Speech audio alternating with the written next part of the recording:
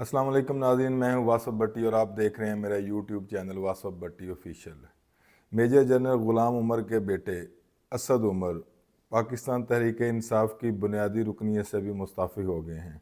9 मई के वाक़यात के बाद उन्होंने अपना इस्तीफ़ा जो है वो दे दिया था। उन्होंने कहा था कि चूँकि मैं इसकी मज़म्मत करता हूँ, जो जनरल सेक्रेटरी का ओहदा है पाकिस्तान तहरीक इंसाफ का, उससे वो मुस्ताफ़ी हो गए थे, लेकिन ये कह रहे थे कि मैंने पार्टी रुकनीत नहीं छोड़ी, पार्टी में मैं रहूँगा, लेकिन जनरल सेक्रेटरी के ओहदे की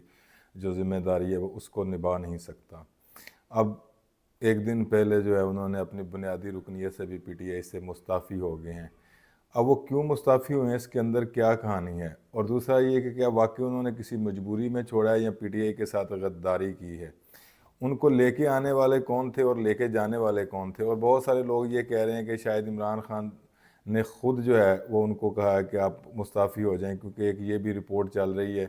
ये बातें चल रही हैं कि इमरान खान लोगों को कहता है कि अभी आप चूँकि मजबूर कर रही हैं इस्टेब्लिशमेंट आपको, लिहाजा फ़िल वक्त जो है बेशक आप रिज़ाइन दे दें। लेकिन असद उमर वाले वाक़े में असल कहानी क्या है, इन तमाम बातों पे आज की वीडियो में हम डिस्कस करेंगे। असद उमर की इस वक्त जो एज है वो तकरीबन 62-63 ईयर है, और 2012 में उसने पीटीआई को ज्वाइन किया था, यानी कि 11 साल पहले उसने पीटीआई को ज्वाइन किया था। उस वक्त उसकी उम्र जो थी तकरीबन 52 साल थी।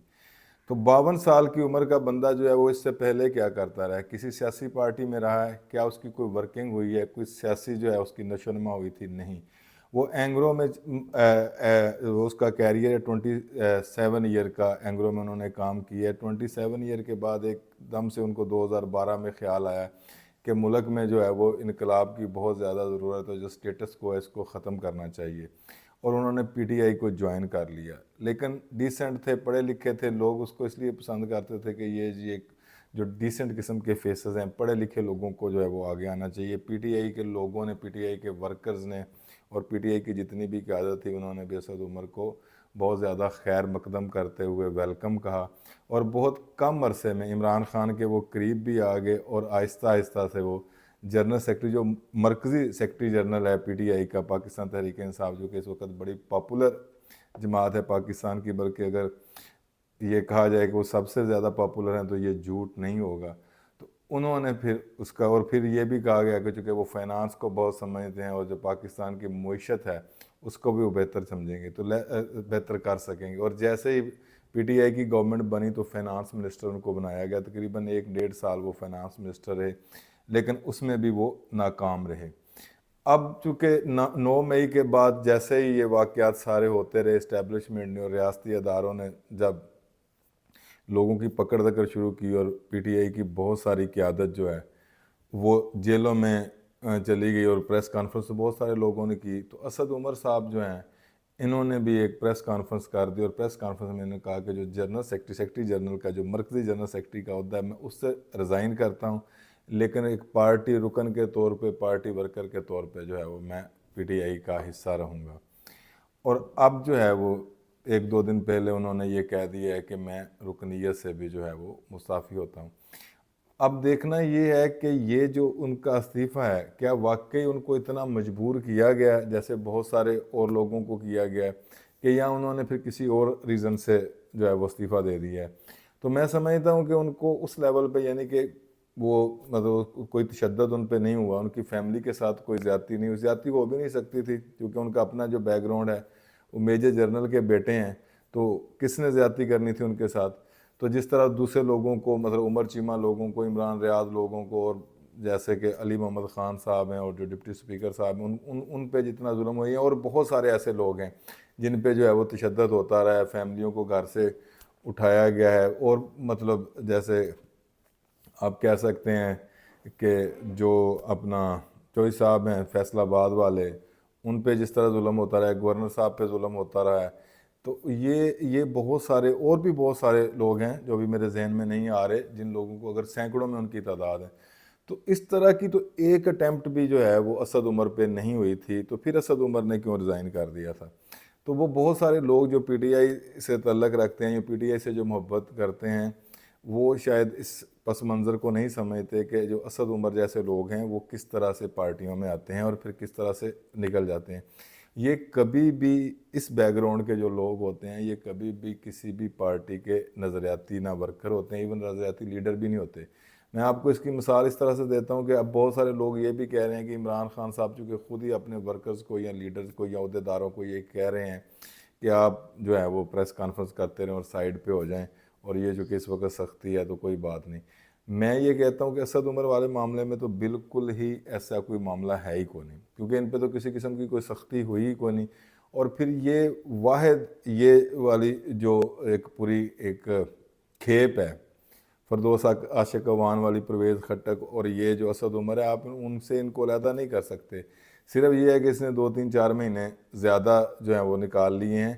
باقی دیکھیں نا، میں آپ کو بتاتا ہوں کہ جب 99 کا معاملہ ہوا تھا تو نواز شریف جو ہے وہ ملک چھوڑ کے چلا گیا تھا، شہباز شریف بھی چلا گیا تھا، بہت سارے اس وقت پی ایم ایل این کے لوگوں پہ بڑے ظلم و ستم ہوتے رہے ہیں، لیکن لوگوں نے جو پارٹی کے ساتھ کھڑے تھے وہ کھڑے رہے۔ میں یہ نہیں کہہ رہا کہ وہ بہت اچھی جماعت ہے یا پی ٹی آئی جو ہے وہ بڑی کوئی بری جماعت ہے، میں صرف آپ کو یہ کہتا ہوں کہ جو جینون پولیٹیشین ہوتا ہے،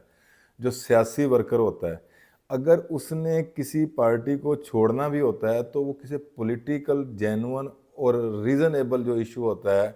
اس پہ انہوں نے چھوڑنا ہوتا ہے یہ، اور کبھی بھی یہ نہیں ہوتا۔ آپ دیکھ لیں جتنے بھی لوگ ہیں کسی پارٹی کے لوگ، اگر لوگوں نے ہاں دوسری پارٹیاں بنائی ہوں گی، دوسرے لوگوں کے ساتھ الائنس کیا ہوگا، لیکن پولیٹکس کوئی بھی نہیں چھوڑتا، کیونکہ جو پولیٹیشین جینون پولیٹیشین ہوتا ہے اس نے تو پولیٹکس کرنی ہوتی ہے، سیاست ہی اس کا اوڑھنا بھی چھوڑنا ہوتا ہے۔ لیکن پی ٹی آئی کے یہ جو لوگ ابھی چھوڑ کے جا رہے ہیں، میں یہ سمجھتا ہوں کہ یہ اس لیے زیادتی کر رہے ہیں، یا انہوں نے مطلب جو بھی ان کی ایک نیریٹو تھا اس کو خود ہی انہوں نے برباد کر لیا۔ یہ جو لوگ چھوڑ کے جا رہے ہیں، میں ان کی بات کر رہا ہوں، میں پی ٹی آئی کی یا عمران خان کی بات نہیں کر رہا، کیونکہ ان کا جو لیڈر ہے وہ تو جیل میں ہے۔ جتنی زیادہ سختیاں عمران خان پہ ہو رہی ہیں، جتنی زیادہ اس پہ جو ہے وہ ساری ایک مطلب ایک تو اس وقت وہ تنگ دستی میں ہے، یا ایک زیادتی ان کے ساتھ ہو رہی ہے، یا اریسٹ کیا ہوا ہے، جو بھی اس کو پابندیاں لگی ہوئی ہیں، تو یہ تو اگر دیکھیں نا، یا تو آپ کا لیڈر بھاگ جائے، ملک چھوڑ کے چلا جائے، یا وہ کہ جی وہ تو گھر میں بیٹھا ہوا ہے اور ہمیں جو ہے وہ جیلوں میں سڑنے کے لیے بھیج دیا ہے۔ یہاں پہ تو الٹ معاملہ ہے، یہاں پہ تو معاملہ یہ ہے کہ لیڈر تو اندر بیٹھا ہوا ہے، اس وقت اس کے جو سیاسی مخالفین تھے وہ یہ کہہ رہے تھے کہ یہ تو اس نے تو 4 دن ہی نکالنے، اب دیکھ لیں کتنے مہینے ہو گئے ہیں، وہ تو بیٹھا ہوا ہے۔ وہ تو مطلب وہاں سے بالکل اب جو خبریں آ رہی ہیں وہ یہی آ رہی ہیں کہ وہ اپنی بات پہ ڈٹا ہوا ہے، بہت ساری آفر جو ہیں وہ ہو رہی ہیں کہ ملک چھوڑ کر چلے جائیں یہ وہ، لیکن اس کے باوجود بھی وہ اپنا جو اس کا موقف ہے، جو نظریہ ہے، جو بھی اس کا نظریہ ہے، غلط ہے یا ٹھیک ہے، لیکن جس نیریٹو پہ وہ کھڑا تھا اس پہ آج بھی وہ کھڑا ہے۔ تو میں یہ سمجھتا ہوں کہ یہ جو اسد عمر نے ریزائن دیا ہے، یہ جو لوگ ان کو سمجھ رہے ہوتے ہیں، جتنے بھی یہ اس بیک گراؤنڈ سے لوگ آتے ہیں، یہ کبھی بھی کسی پارٹی کے ساتھ نہیں ہوتے، یہ اسی بیک گراؤنڈ کے ساتھ ہی ہوتے ہیں جو ان کا اپنا بیک گراؤنڈ ہوتا ہے، اور کبھی بھی یہ نہیں ہوتا کہ ان کو چھوڑ کے یہ کسی بھی پارٹی کو یا عوام کو اپنا سمجھے۔ اور NA-54 کے لوگوں کا اس نے بڑا شکریہ ادا کیا ہے جی کہ مجھے انہوں نے جو ہے وہ الیکٹ کیا ہے، تو میں نے مطلب اپنی خدمت کرتا رہوں گا یہ وہ۔ NA-54 میں تو آپ کا اپنے تو 50 ووٹ بھی نہیں تھے، ووٹ تو سارے پی ٹی آئی کے جو ہیں وہ پڑے ہیں، آپ کا تو وہ حلقہ ہی نہیں بنتا،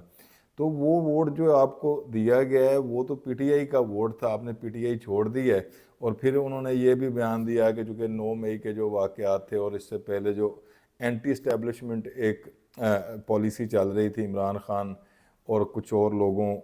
کا، تو میں نے اس وقت بھی اس کی مخالفت کرتا رہا ہوں، اور اس وجہ سے میں اب ریزائن کر رہا ہوں۔ دیکھیں جب پارٹیوں پہ برا وقت ہوتا ہے اس وقت جو اصل لیڈر ہوتے ہیں، جو ورکر ہوتے ہیں، جو نظریاتی لوگ ہیں، وہ اس وقت کبھی بھی چھوڑ کے نہیں جاتے۔ ذوالفقار کھوسہ جو ہے اس نے اس وقت پی ایم ایل این کو نہیں چھوڑا تھا جب پی ایم ایل این کے لوگ جو ہیں وہ گرفتار ہو رہے تھے یا جلا وطن کر دیے گئے تھے، اس نے پی ایم ایل این کو اس وقت چھوڑا تھا جب نواز شریف، شہباز شریف اور سارے واپس آ گئے اور پارٹی جو ہے وہ اپنے جوبن پہ تھی۔ جوید ہاشمی نے بھی جب پی ایم ایل این کو چھوڑا تھا تو وہ اپنے عروج پہ تھی، جب اس نے عمران خان کو چھوڑا تو عمران خان بھی اپنے عروج پہ تھا۔